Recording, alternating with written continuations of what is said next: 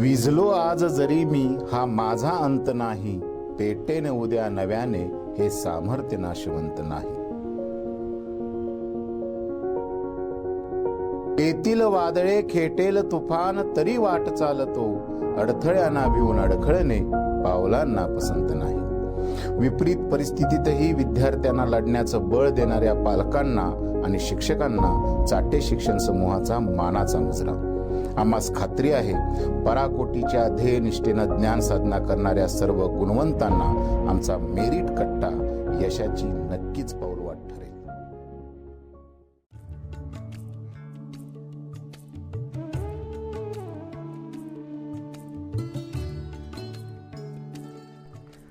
नमस्कार मित्रांनो, गौरी झाली दुर्गा हे फक्त नाटक किंवा टक लावून पाहायचा विषय असं नाही बरं का.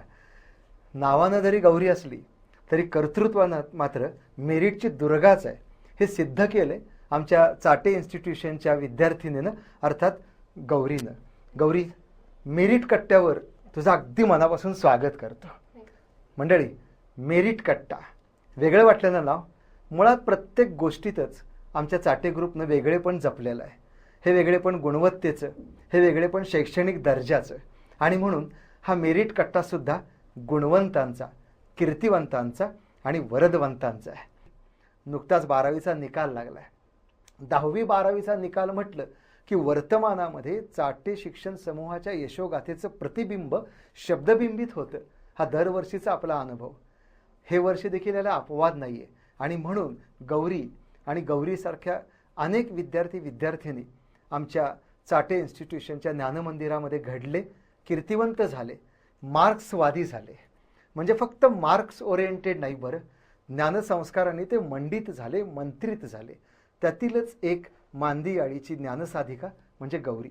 गौरी, तुला 10वी, 11वी आणि 12वी नेमके किती पर्सेंटेज पडले? आपण इथून सुरुवात करूया.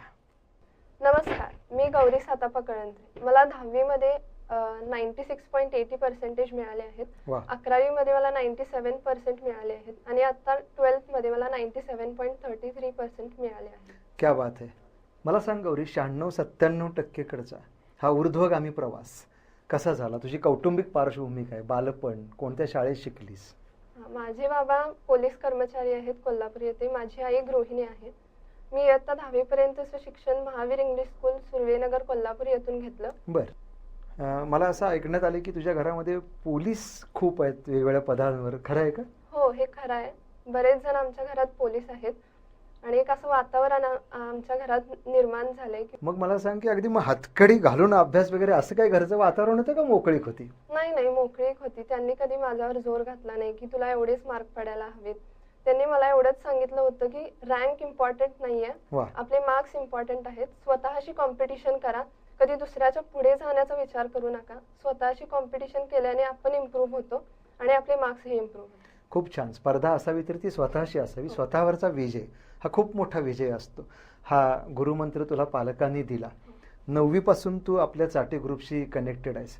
मग इकडे कशी आलीस तू? आपल्या चाटेमध्ये कशी आलीस? म्हणजे 8th-मध्ये मला स्कॉलरशिप मिळाली होती. त्यामुळे मला असं जाणवलं की आपल्यात पोटेन्शियल आहे काहीतरी वेगळं करण्याचं. आणि पेपरमध्ये मी बऱ्याचदा वाचलं होते की चाटेचे 10th-12thची मेरिट लिस्ट खूप चांगली असायची. त्यामुळे मला हे एक इन्स्टिट्यूशन खूप चांगलं वाटलं की मी इथं गेल्यावर माझे एक उज्ज्वल भविष्य तयार होईल आणि त्यामुळे मी इथे ऍडमिशन घेतली. क्या बात आहे. 4 वर्षांच्या ज्ञानप्रवासाचा चाटे ग्रुपचा अनुभव तुझा कसा आहे? म्हणजे त्यांनी खूप आमच्याशी इंटरॅक्टिव्ह असं क्लासरूम्स तयार केले होते. प्रत्येक इथले टीचर्स खूप इंटरॅक्टिव्ह होते. डाऊट क्लिअरन्स असेल, कन्सेप्ट क्लिअरन्स असेल, प्रत्येक वेळी आम्हाला एक असं वेगळं वातावरण तयार करायचे आपुलकीचं की आम्हाला वाटायचंच नाही की टीचर आमच्याशी बोलतायत, एक फ्रेंड हे आमच्याशी बोलते असं वाटायचं. वा, खूप महत्त्वाचं असतं मैत्रीचं निखळ नातं शिक्षक आणि विद्यार्थ्यांमध्ये जपलं जाणं. परीक्षांचं आणि अभ्यासक्रमाचं नियोजन इथलं कसं असतं चाटेचं? जी ते वीकली टेस्ट घेतल्या जातात, मॉक टेस्ट घेतल्या जातात, काही ग्रँड टेस्ट असतात एक्झाम नंतर. त्या खूप इम्पॉर्टंट ठरतात आपले मार्क्स वाढवण्यासाठी. कारण त्या टेस्ट मधून आपल्याला कळतं की आपले मार्क्स कुठे जात आहेत, आपले वीक पॉइंट्स काय आहेत. त्याचा अनालिसिस करून आपण आपले मार्क्स वाढवू शकतो. त्यामुळे ह्या टेस्ट असतील किंवा बाकीचे काही एक सेल्फ मोटिवेशनल स्पीचेस इथं दिले जातात, ते आम्हाला खूप महत्त्व ठरते. चाटे ग्रुपचे जे गुरुजन आहेत ते तुमच्या पालकांशी संवाद साधतात का? कशा प्रकारे त्याचं स्वरूप कसं असतं? हो, म्हणजे एक असं मोटिवेशनल स्पीच दिलं जातं, तिथं आम्ही हो. प्रेझेंट असतो, हो, सोबत निश्चित पॅरेंट्स निश्चित. असतात. अगदी अगदी. पालकांशी बोललं जातं, त्याची प्रगतीचा आढावा वगैरे घेतला जातो का? हो हो, तिथे म्हणजे एक आता मीटिंग झाली की आपलं एक म्हणजे रिझल्ट झाल्यानंतरच ती मीटिंग घेत होते. हो. मीटिंग झाली की असं एक रूम तयार केला जायचा, तिथे प्रत्येकाचं अनालिसिस केलं जायचं की प्रत्येक टीचर पॅरेंटशी बोलायचा. हा, समजा एखादा स्टुडंट ॲव्हरेज असेल, थोडेसे पालकच निराश झाले असतील, तर त्यांनाही इथं मोटिवेशन दिलं जातं का? कशा हो, प्रकारे? म्हणजे ते एक नक्की विश्वास देतात पालकांना की आम्ही तुमच्या मुलांना इतकं चांगलं घडवू की ते मेरिट लिस्ट मध्ये येणार. खूप महत्व, हा विश्वासाचा धागा जो आहे तो हो. खूप महत्त्वाचा असतो की जो इथं गुंफला जातो. हा तुझा अनुभव आहे. आता आपण ॲव्हरेजचा विषय घेतला होता. तुला काय वाटतं की average student, talented student, cream असं काय असतं का? प्रत्येकात काही स्पार्क असतो, म्हणजे तारे जमी पर हे खरं आहे का? हो, प्रत्येकात एक स्पार्क असतो, तो स्वतःने ओळखणे गरजेचा असतो. ॲव्हरेज स्टुडंट हे स्टुडंट स्वतःला बनवून घेतात. त्यांनी जर मनात एखादा डिटर्मिनेशन आणलं की मी हे करू शकेन, तर ॲव्हरेज स्टुडंट सुद्धा टॉपर होऊ शकतात, याला काही अपवाद नाही. क्या बात आहे. तू मगाशी बोलताना म्हणालीस की तुला एक 8वी-9वीच्या वळणावर तुझं पोटेन्शियल जाणवलं. हे नेमकं काय जाणवलं? तुझं काय पोटेन्शियल आहे? की म्हणजे 8th नंतर मला स्कॉलरशिप मिळाली की मला कळालं की बाबा 11th-12th नंतर अशा ज्या काही डॉक्टर होणे किंवा इंजिनियर होणे याच्या ज्या एक्झाम्स असतात त्या खूप टफ असतात असं मला ऐकण्यात आलं होतं. त्यामुळे मग नेमकं काय नंतर काय उकल झाली की त्या टफ असतात का समजून घेतलं की सोप्या असतात? हा, आता समजून घेतलं की सोप्या असतात. त्याचं प्रॅक्टिस इम्पॉर्टंट असतं, कन्सेप्ट क्लिअरन्स इम्पॉर्टंट असतं. ते खूप अवघड नसतं, त्याला आपण अवघड बनवून घेतलेलं असतं. खरं आपल्या हातात असते एखादी गोष्ट अवघड बनवायची हो. कसं. ऐकणाऱ्या विद्यार्थी मित्रमैत्रिणींना काय सांगशील की त्यांनीही त्यांचं पोटेन्शियल कशा प्रकारे ओळखावं? पोटेन्शियल फक्त अभ्यासात असतं का इतरही क्षेत्रात असू शकतं? इतर करिक्युलर ऍक्टिव्हिटीज पण असतात की स्पीच कॉम्पिटिशन असेल किंवा ड्रॉइंग कॉम्पिटिशन असेल, काही आपल्या हॉबीज असतात त्या त्यांनी जोपासाव्या. संगीत आहे, गायन, वादन हो, याच्यामध्येही खूप. विद्यार्थी खूप छान करिअर करू शकतात. तू म्हणालीस की घरामध्ये पप्पा पोलीस अधिकारी, म्हणजे नेहमी ड्युटी हे त्यांचं हां. कर्तव्य. आई असेल, परिवारजन असतील. तुझी दिनचर्या कशी होती? What was your schedule? म्हणजे सकाळी 5 ते संध्याकाळी 11 हा एक माझा Schedule टाइम होता. टेबल असायचा की 5 नंतर 6 ते 2 तास 8-8:30 पर्यंत मी बायोलॉजी वगैरे करणे किंवा 9 Okay. ते 4 मग माझं कॉलेज असायचं. कॉलेज नंतर आम्हाला जो काही होमवर्क दिला जायचा तो आम्ही करायचो आणि होमवर्क हे असा द्यायचं की तो होमवर्क केल्यावर पूर्ण दिवसाचं शेड्यूल परत रिवाईज व्हायचं आणि ते खूप आम्हाला उपयोगी ठरायचं. आणि नंतर मग संध्याकाळी 10 ते 11 जी लर्निंग सब्जेक्ट असतात ते मी करायचे. क्या बात आहे. विद्यार्थ्यांना तू हार्ड वर्कपेक्षा स्मार्ट स्टडी याबद्दल काय सांगू शकते? कशा प्रकारे त्यांनी काय केलं पाहिजे? हार्ड वर्क करणे म्हणजे एक 10 तास बसलं की आपण मेरिट मध्ये येऊ, आपण टॉपर होऊ असं नसतं. की बरोबर. एक स्मार्ट वर्क इम्पॉर्टंट असतं की पूर्ण लेसन वाचला की हार्ड वर्क होतं, पण त्याच्यातले पॉइंट्स काढणे, नोट्स काढणे, न्यूमरिकल सॉल्व्ह करणे. फिजिक्सचं फक्त वाचून चालत नाही, एक प्रॅक्टिस असावी लागते न्यूमरिकलचं सॉल्व्ह करणं, हे एक इम्पॉर्टंट असतं. त्यामुळे स्मार्ट वर्क इम्पॉर्टंट ठरतं, हार्ड वर्क नाही. हार्ड वर्क खूप टाइम घेतं, स्मार्ट वर्क केल्याने टाइम पण वाचतो आणि मेरिट लिस्ट मध्ये पण आपण येतो. क्या बात आहे. आणि त्याचं उदाहरण म्हणजे साक्षात तू आहेस की आउटपुट आहे की स्मार्ट वर्क खूप महत्त्वाचं आहे. मला असं ऐकण्यात आलं की तुला चित्रकलेचाही खूप छंद आहे. अजूनही तू जोपासतेस हा छंद? हो, मी जोपासते. कधीतरी म्हणजे आपल्याला एक कंटाळा आला की इकडे तिकडे काहीतरी करावं असं वाटलं की मी ड्रॉइंग काढत बसते की ते एक असं चेंज होऊन जातं आपल्याला आणि अभ्यासातून काहीतरी वेगळं होतं आणि परत एकदा सुरू करताना एक एन्थुझियाझम येतं की आता आपण अभ्यास सुरू करू शकतो. क्या बात आहे. खूप मोठी स्वप्न असतील तुझी. नेमकं कोणतं स्वप्न शेअर करशील आमच्याबरोबर? काय बनायचं? आता मी नीटसाठी प्रिपरेशन करते. आता मग मला डॉक्टर व्हायची इच्छा आहे, पण पुढे गेल्यावर मला UPSC द्यायची ही इच्छा आहे आणि त्यामध्ये मी कलेक्टरच्या पोस्टसाठी प्रॅक्टिस करेन. खूप खूप धन्यवाद. आणि खूप चांगलं तुझं एम आहे, टार्गेट आहे. अलीकडं पालक टायडी शेड्यूलमध्ये बिझी असतात. बऱ्यापैकी संवाद होतो न होतो. पालकांना एक मम्मी पप्पांनाच सांगतेस या अर्थानं काय सांगू इच्छितेस की पालकांनी आपल्या पाल्यांशी कशा प्रकारे संवाद साधावा, कसा वेळ द्यावा त्यांना? की एक दिवसभर तर काही त्यांचा संवाद होत नाही, पण संध्याकाळी आल्यावर त्यांना विचारावं की म्हणजे काय झालं दिवसभरात आपलं, कसं झालं, काय तुमचे एक्झामचे टॉपिक्स होते, की मार्क्स कसे पडले, त्याच्यावर कसं तुम्ही अनालाइज करावं हे त्यांनी मुलांना समजावावं. त्यांच्यावर प्रेशर घालू नये की असं कर तसं कर. त्यांना जसं वाटेल त्यांच्या इच्छेनुसार, पण एक टाइम देऊन त्यांनी ते करावं. अगदी महत्त्वाचा एक शब्द तू वापरलास की पालकांनी पाल्यांवर प्रेशर घालू नये. प्रत्येक मूल काही गौरी नसतं. 96, 97, 98%, कुणी 80, 70 ॲव्हरेजचे पण असतात. असे पर्सेंटेज ज्या मुलांना मिळालेत त्यांच्या पालकांना तू काय सांगू इच्छितेस की ठीक आहे तुमच्या मुलाला 70, 75, 80 पडलेत पण पण ते इम्प्रूव्ह करू शकतात. काही सेल्फ मोटिवेशनल स्पीचेस त्यांना ऐकायला लावा की ते सेल्फ मोटिवेट होऊन स्वतः अभ्यास करायला लागतील. त्यांच्यावर प्रेशर आणणे हा एक उपाय नाहीये.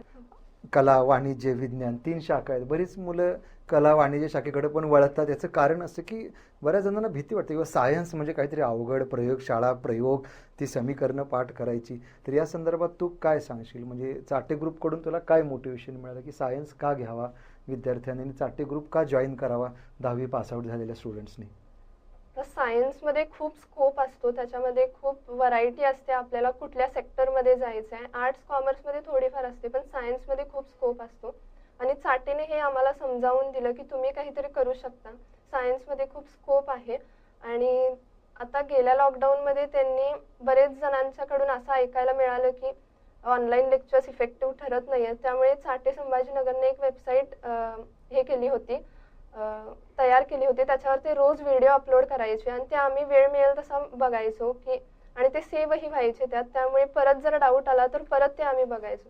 हे एक इम्पॉर्टंट ठरलं आमच्यासाठी. खूप महत्त्वाचं आहे. 96-97% पर्यंतचा तुझा यशाचा प्रवास अपयशाच्या अनेक वळणांनी आकार घेत आला. या प्रवासामध्ये ज्या ज्यावेळी तुला अपयश आलं किंवा तुझ्या टार्गेटपासून थोडीशी तू बिलो आलीस, अशा वेळेला गौरीनं आपल्या मनाला कशी समजूत घातली, काय मोटिवेशन दिलं? काही जर असं वाटलं की आपले मार्क्स कमी आहेत तर टीचरांशी भेटावं, मोकळं व्हावं, काय चुकतंय आपलं ते विचारावं, आपले वीक पॉईंट शोधून काढावे. एक सेल्फ मोटिवेशनल स्पीचेस यूट्यूबवर पण ऐकले तर चालतात. ते खूप इम्पॉर्टंट ठरतात आपल्याला सेल्फ मोटिवेट करण्यासाठी. मला असं वाटतं की मित्रांनो, गौरीनं जे स्वतःला सांगितलं तेच तुम्ही तुमच्या मनाला डिप्रेशनच्या मोमेंटमध्ये सांगावं, हा इंडिकेटिव्हली मेसेज ती तुम्हाला देत होती. गौरी, अनेक विद्यार्थिनी, पालक आता तुला ऐकतायत. विद्यार्थी मित्रमैत्रिणींना तू काय मेसेज देऊ शकशील? प्रत्येकानं आपापल्या लाईफमध्ये कन्सिस्टंट राहावं. जो डिटर्मिनेशन त्यांनी एम केलेला आहे त्याच्यामध्ये त्यांनी प्रॅक्टिस करत राहिलं पाहिजे. कधी डगमगू नये की आपल्याकडून होणार नाही. असं ऐकण्यात आले की अर्धी वाट पोहोचल्यावर एक जण विचार करतात की परत मागे जाऊया का, आणि ती परत मागे जाण्यासाठी अर्धी वाट परत मोजावी लागते. त्यामुळे अर्धी वाट जी पुढे राहिली ती पूर्ण केलेली बरी. त्यामुळे हे एक इम्पॉर्टंट ठरतं. खूप महत्त्वाचं बोलली. मला असं वाटतं विद्यार्थी मित्र की आपण हिची ही वाट लक्ष देऊन ऐकावी. अवघ्या 17-18 वर्षाच्या आयुष्याची वाट चाललेली ही छोटीशी मुलगी आपल्याला जीवनाची केवढी मोठी वाट दाखवून जाते की अर्धी वाट, पुन्हा मागं वळलेली वाट. मला असं वाटतं गौरी की या वाटेचं मार्गदर्शन निश्चितच चाटेमध्ये मिळतं का? तुझा काय अनुभव आहे? हो, नक्कीच मिळतं. त्यांनी आम्हाला एक ट्रस्ट आणून दिला होता की आम्ही असं प्रिपरेशन करू की ते मेरिट लिस्टमध्ये येणारच. आणि त्यांनी आमच्यामध्ये एक असं डिटर्मिनेशन आणलं होतं की तुम्ही हे करू शकता आणि ते तुमच्याकडून होणारच. क्या बात आहे. गौरी, तुझे पप्पा पोलीस अधिकारी आहेत. पोलीस म्हटलं की एक आम्हाला असं स्ट्रिक्ट पर्सन असं वाटतं. पण कधी कधी असंही वाटतं की खाकी वर्दीच्या आत हळव्या मनाचा पिता असतो, एक संवेदनशील माणूस असतो. पप्पा घरामध्ये पप्पा म्हणून तर तुझ्याबरोबर वावरतातच, प्रेमही करतात. पण पप्पांमधल्या पोलीस अधिकाऱ्याकडून इनडायरेक्टली आजपर्यंत तू कोणती स्फूर्ती घेतलीस? म्हणजे ते सकाळी उठल्यावर मला लवकर उठवायचे आणि 1 तासभर माझा एक्सरसाइज घ्यायचे. सगळेच आम्ही घरातले 1 तास असा एक्सरसाइज करायचो. ते खूप स्ट्रिक्ट नाही आहेत, माझ्याबरोबर खूप फ्रीली आहेत. आणि पप्पांचं असं एखादं वाक्य, एखादा कोट की तो तुझ्यासाठी एक माइलस्टोन ठरला लाईफ जर्नीचा, की पप्पांनी जसं आईनं सांगितलं की स्पर्धा स्वतःशी करावी, तसं पप्पांचं एखादं कोट की गौरी असं जीवन असं? पप्पा म्हणले होते की तुला जे करायचं आहे ते कर, पण डिटर्मिनेशन धरून कर, परसिव्हरन्स असावा एक, की डिसिप्लिन असावा आपल्या अभ्यासामध्ये. आणि त्यांनी हे सांगितलं होतं की जे होईल ते चांगलंच होईल आणि तू जो अभ्यास केलायस तो खूप हार्डवर्कने केलायस आणि तुला यश नक्कीच मिळेल, असा एक ट्रस्ट त्यांनी माझ्यावर ठेवलाय. आणि कायम ते माझ्यावर ट्रस्ट ठेवत आलेत की तू चांगले मार्क्स काढणारच, याचा मला काही. क्या बात आहे.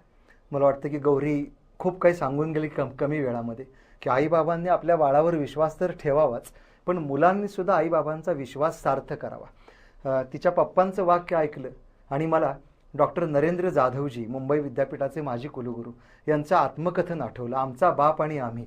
त्याच्यामध्ये डॉक्टर जाधव लिहितात की आमचे बाबा आम्हाला नेहमी सांगायचे, काय बी कर लेकरा पण टापला जाऊन कर, कारण जो टापला असतो त्याला कोणी हात लावायची टाप नसती, कारण ते त्याचं फक्त ग्लॅमर नसतं, त्याची ग्लोरी नसती, ते त्याचं कर्तृत्व असतं.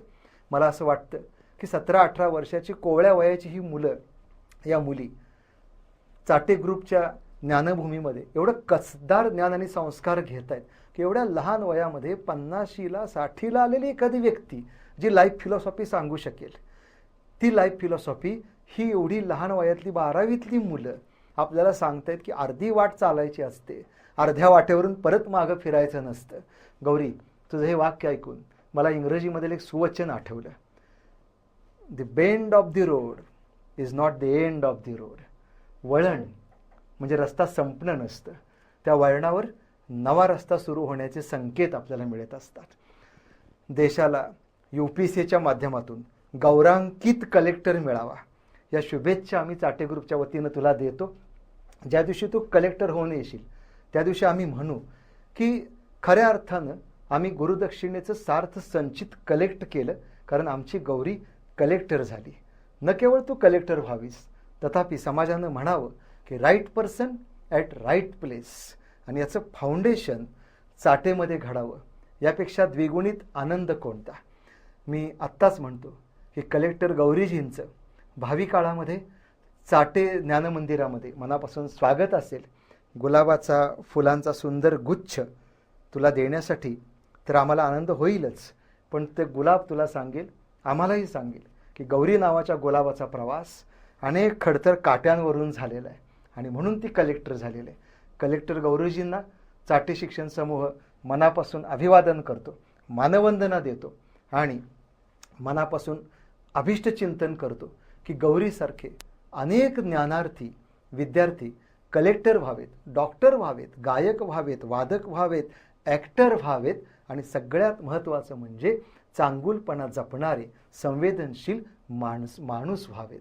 सदरक्षणाय खलनिग्रहणाय या वृत्तीचे गौरीचे पप्पा. स्पर्धा स्वतःशीच करावी हा जीवनमंत्र देणारी तिची आई अटलजींची एक कविता स्मरून देतात. हर 25 दिसंबर को जिंदगी की एक सीढ़ी चढ़ता हूँ, दुनिया से कम खुद से ज़्यादा लढता हूँ. मला असं वाटतं की स्वतःशी लढावं आणि स्वतःला जिंकावं हा जीवनमंत्र देणाऱ्या चाटे शिक्षण समूहाच्या ज्ञानक्षितिजावरून अनेक ज्ञानार्थी घडावेत, साकारावेत आणि खऱ्या अर्थानं ज्ञानदानाचं पुण्य संचित आणि गुरुदक्षिणा आम्हाला प्राप्त व्हावी. शुभम भवतु. धन्यवाद. नमस्कार. धन्यवाद.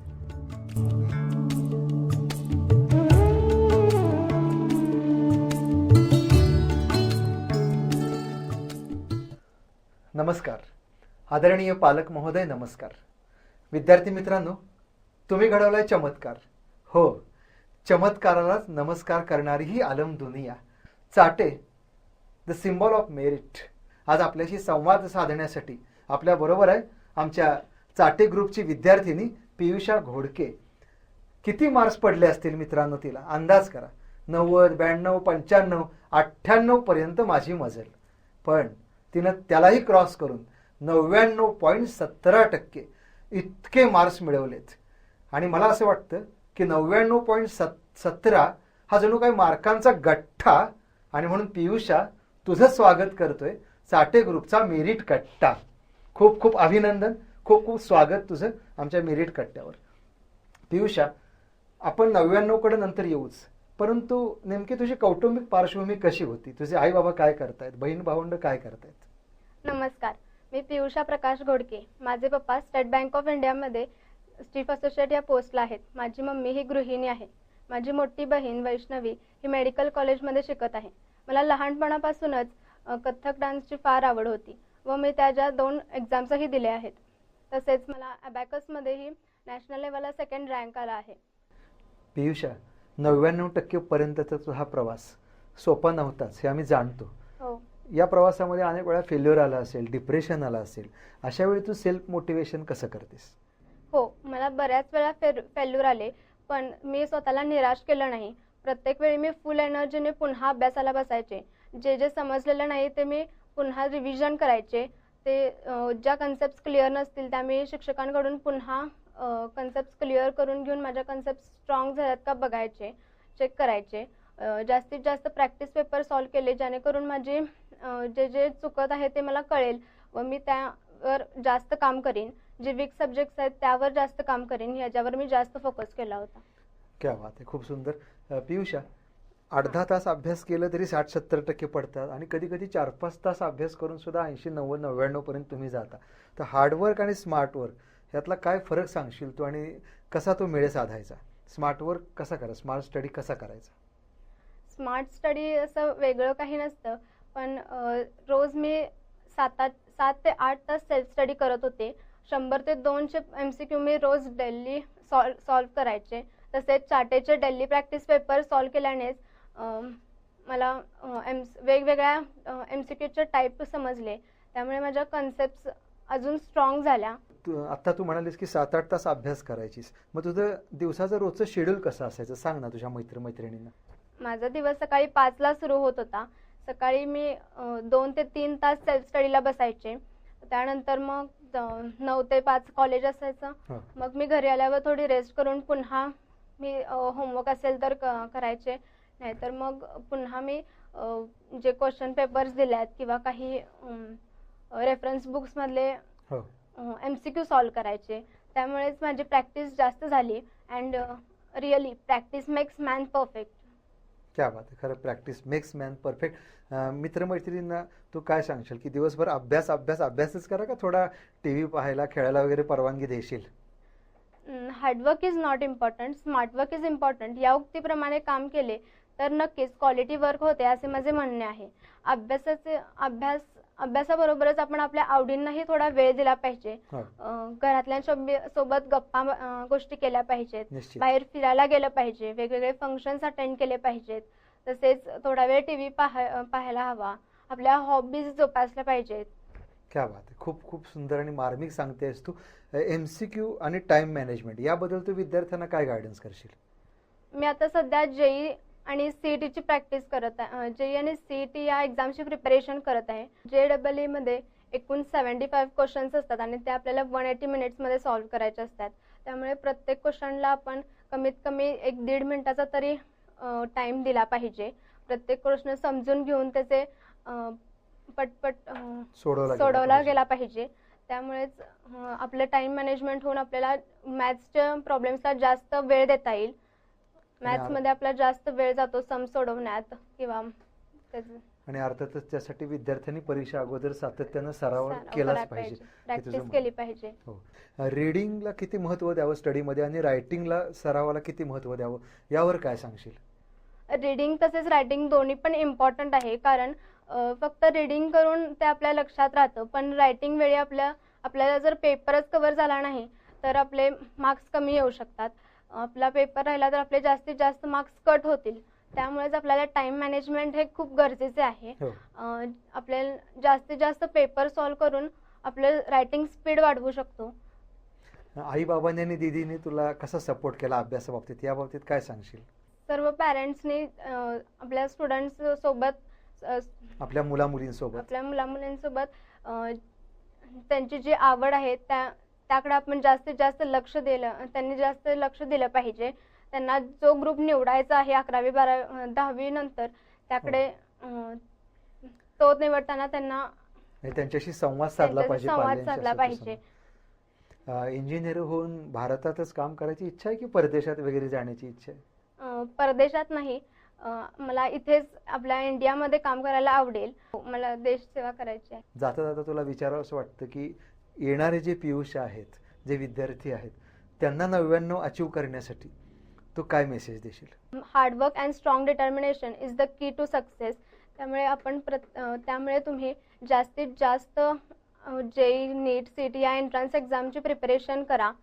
जास्तीत जास्त MCQ सॉल्व करण्यावर भर द्या. प्रत्येक सब्जेक्टचा खोलवर डीपमध्ये अभ्यास करा. जास्त फोकस द्या प्रत्येक सब्जेक्टवर. तसेच कन्सेप्ट क्लिअर नसतील तर त्या वेळोवेळी शिक्षकांकडून आपण सोडवून घ्याव्यात. खूप छान संदेश दिलास, त्याबद्दल धन्यवाद. मित्रांनो, आपण ऐकलं असेल की मॅथ्स फोबिया, गणिताबद्दलची एक भीती आपल्या मनामध्ये असते, परंतु पियूला गणिताबद्दल प्रीती आहे आणि हे तिचं वेगळेपण तिनं जपलेलं आहे. मला असं वाटतं की देशाची भावी इंजिनियर पियुषा जेव्हा इंजिनियर होऊन पुन्हा चाटे ज्ञानसंकुलामध्ये येईल, तेव्हा चाटे ग्रुप तिचं अभिनंदन करण्यासाठी, तिचं स्वागत करण्यासाठी तर सेवा तत्पर असेलच.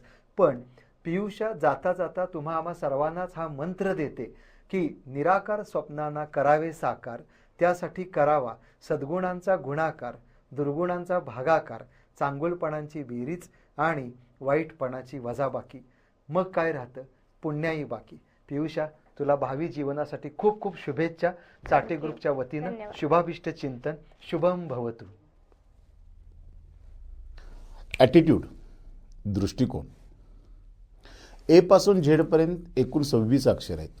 ही 26 अक्षरं जर आपण चढत्या क्रमानं मांडली, म्हणजे एला 1, बीला 2, सीला 3, डीला 4, ईला 5, एफला 6, तर त्यातून एक गंमत तयार होते.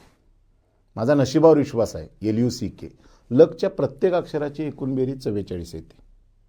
माझ्याकडे पैसा खूप आहे, MONEY मनीच्या प्रत्येक अक्षराची एकूण बेरीज 77 येते.